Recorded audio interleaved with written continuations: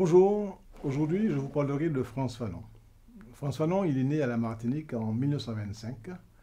En 1944, il a 19 ans quand il s'engage aux côtés des forces de libération de la France contre l'Allemagne nazie. Son engagement aux côtés des Alliés, il est sans réserve. Ses blessures en témoignent d'ailleurs. Mais les commentaires du capitaine de ce bataillon, qui est antillais, bataillon dans lequel se trouve Fanon, ces commentaires révèlent quand même sa difficulté à se conformer aux logiques de l'institution militaire. Je cite le capitaine: « Soldat quelconque n'a pas l'esprit militaire, fait l'objet de nombreuses observations, il est intelligent, mais de caractère difficile et d'esprit militaire douteux. » Fin de citation. Alors, ces commentaires du capitaine s'accompagnent toutefois de propos élogieux sur son courage au combat. Je le cite: « Volontaire pour plusieurs missions périlleuses, les a accomplis avec courage et ténacité, forçant l'admiration de ses camarades. » Fin de citation. Épris de liberté, mais rebelle, Fanon s'interroge tout de même sur le sens de sa participation dans cette guerre. Le 12 avril 1945, il écrit une lettre à ses parents, où il exprime ses doutes sur la cause qu'il est censé défendre. Des doutes surtout sur ses déceptions, sur son expérience de la guerre. Je le cite: « Aujourd'hui, 12 avril, un an que j'ai laissé Fort-de-France. Pourquoi? Pour défendre un idéal obsolète, je crois que cette fois-ci, j'y resterai. Si je ne retournais pas, si vous appreniez un jour ma mort, face à l'ennemi, consolez-vous, mais ne dites jamais, il est mort pour la belle cause. Dites, Dieu l'a rappelé à lui. Je me suis trompé. Rien ici qui justifie cette décision de me faire le défenseur des intérêts du fermier, quand lui-même s'en fout. » Fin de citation. Il revient en Martinique en 1952, après avoir terminé ses études de médecine. 1952, c'est aussi l'année de parution de son premier ouvrage, Peau noire, masque blanc. Son séjour à la Martinique sera plutôt bref. Fanon, il est psychiatre, il exerce en France avant de partir en Algérie. Il prend d'ailleurs un poste dans l'hôpital de Blida, en Algérie, parce qu'il n'y a pas de poste en Martinique. Alors, pour rappel, la France colonise officiellement l'Algérie à partir de 1830. Le territoire, ou plus précisément le nord de l'Algérie, est divisé en 3 départements. Et en Algérie, l'engagement de Fanon est progressif. Il va se renforcer avec ce qu'il vit sur le terrain comme médecin et plus généralement avec ce qu'il observe comme manifestation de la colonisation en Algérie. Dès 1954, les signes de son adhésion à la lutte anticolonialiste sont perceptibles. En 1956, il participe au premier congrès des écrivains noirs à la Sorbonne du 19 au 22 septembre sur le thème « Racisme et culture ». Alors sa communication est intéressante parce qu'elle repose sur de nombreux faits tirés du contexte algérien. L'hôpital où il travaille sera suspecté d'abriter des militants du FLN, le Front de Libération Nationale. Fanon va d'ailleurs démissionner de son poste de médecin-chef en novembre 1956. Son engagement politique est dès lors total. Il a d'importantes responsabilités au sein du FLN. Il est membre de la rédaction du journal El Moudjahid, qui est l'organe central du FLN. On va le charger de missions très importantes, des missions diplomatiques auprès de plusieurs États d'Afrique. Il va devenir par exemple ambassadeur du gouvernement provisoire de la République algérienne au Ghana. Il va d'ailleurs échapper à plusieurs attentats au Maroc, en Italie, et jusqu'à sa mort d'ailleurs, Frantz Fanon s'est donné sans limite, sans réserve, à la cause des peuples opprimés. Il va d'ailleurs produire plusieurs ouvrages très importants, je l'ai déjà dit, Peau noire, masque blanc en 1952, Les années de la Terre en 1961, Pour la Révolution africaine en 1964, Sociologie d'une révolution en 1966. Tous ces ouvrages ont été réédités. Alors, ces différents ouvrages énoncent la richesse d'une pensée qui reste d'une très grande actualité et qui fait d'ailleurs l'objet de nombreux travaux aujourd'hui. Dans Peau noire, masque blanc et dans Les années de la Terre, Fanon va dévoiler son humanisme. Un humanisme qui est à la fois critique de la colonisation, mais également idéal de conduite humaine. Dans ses ouvrages, Fanon s'oppose au racisme, il s'oppose au colonialisme et donc à l'exploitation de l'homme par l'homme. Alors, face à l'histoire coloniale, Fanon oppose un dépassement du passé esclavagiste, il oppose un dépassement des crispations raciales. Et face à la situation coloniale qui est intrinsèquement violente, Fanon oppose la nécessaire violence du colonisé. D'ailleurs, ces conceptions sur la violence font l'objet de controverses et sont souvent l'objet d'incompréhension.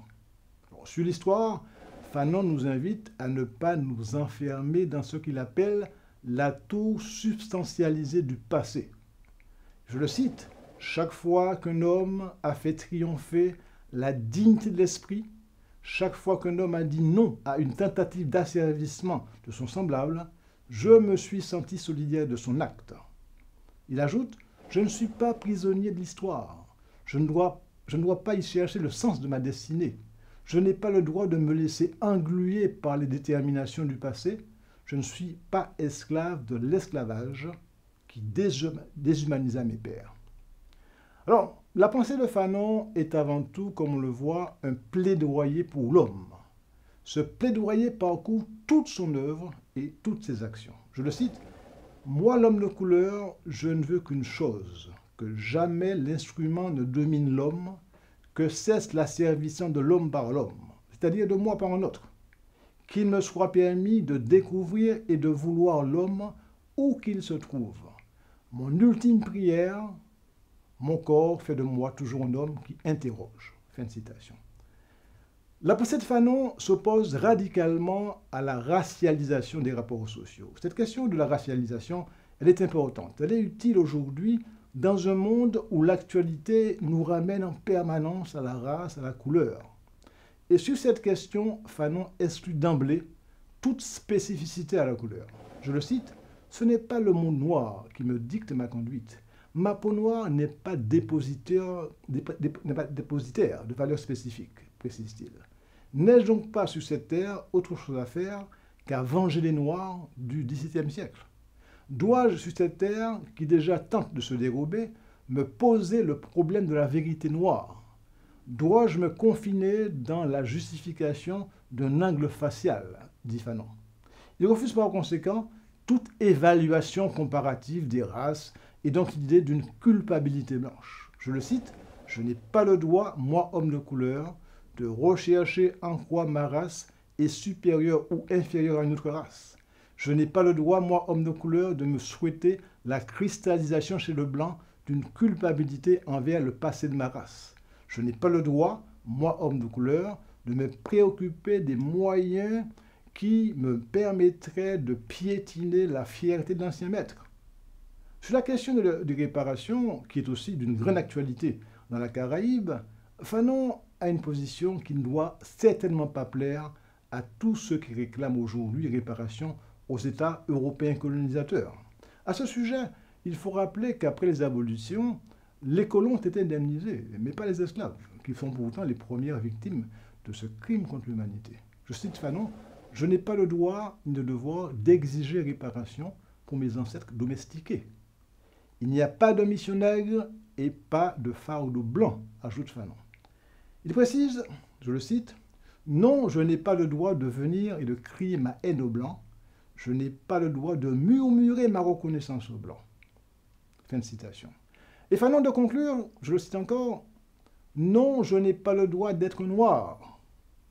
Si le blanc me conteste mon humanité, je lui montrerai en faisant peser sur sa vie tout mon poids d'homme que je ne suis pas ce Yabomanania qu'il persiste à imaginer. Ma vie ne doit pas être consacrée à faire le bilan des valeurs nègres. Il n'y a pas de monde blanc, il n'y a pas d'éthique blanche, il n'y a pas davantage d'intelligence blanche. Je n'ai pas le droit d'être noir. » Cette idée, comme celle qu'il énonce sur les réparations, sont inscrites aujourd'hui à l'agenda de nos sociétés. Mais ces idées ne sont pas réellement discutées aujourd'hui, soit parce qu'on les ignore, ou encore on préfère les éviter parce qu'elles dérangent nos certitudes. En réalité, ces idées de Fanon sont révélatrices de sa volonté de construire un homme nouveau. Dans le contexte des sociétés coloniales, cette construction passe par la destruction préalable du système colonial afin de libérer à la fois le colonisé et le colonisateur. Alors, cette volonté de dépassement des acteurs pour s'attaquer à la racine du mal, c'est-à-dire au système, se vérifie dans les approches de Fanon sur la violence. Vous savez que le thème de la violence est peut-être un des thèmes les plus problématiques de l'œuvre de Fanon. Dans son ouvrage Dénédataire, qui est peut-être le plus connu, Fanon analyse les effets déshumanisants de la colonisation.